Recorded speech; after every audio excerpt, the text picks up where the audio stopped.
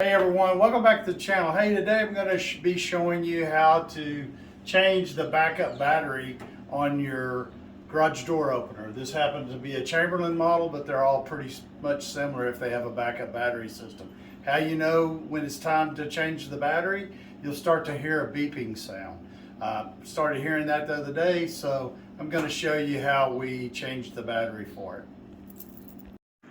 So this is really the only tool that you're going to need is a Phillips head screwdriver. And then we're going to come here to the side of this and open up the side. And as you can see the panel, I'm going to point to it. It's right here. And there's one Phillips head screw. The battery is back behind that. Now, before I take this out, I'm going to unscrew this light bulb.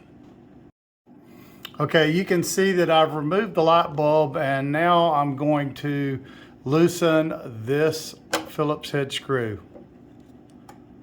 Okay, once you've removed the screw, you can just reach up there and the door comes right off.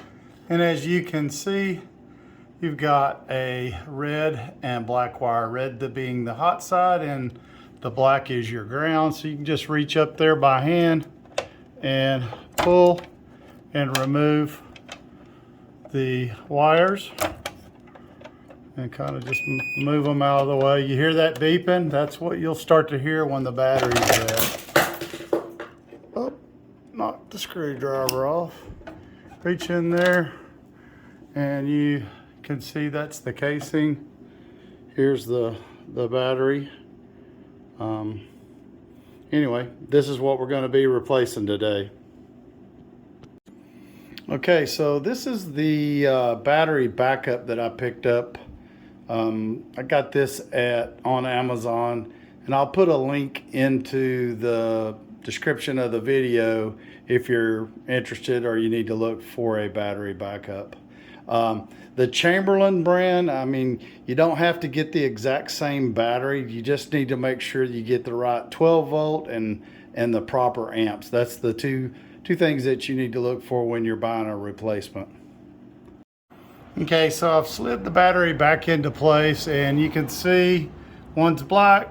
Attach the black wire to this side and the red to red. Once you get them reconnected, then you're just going to put the battery door cover back on and replace the light bulb.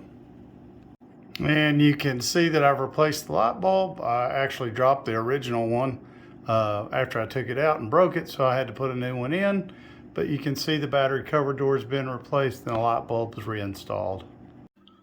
Okay guys, that's it for replacing the backup battery on your garage door opener. Hopefully it was helpful. If it was, make sure you hit the like button.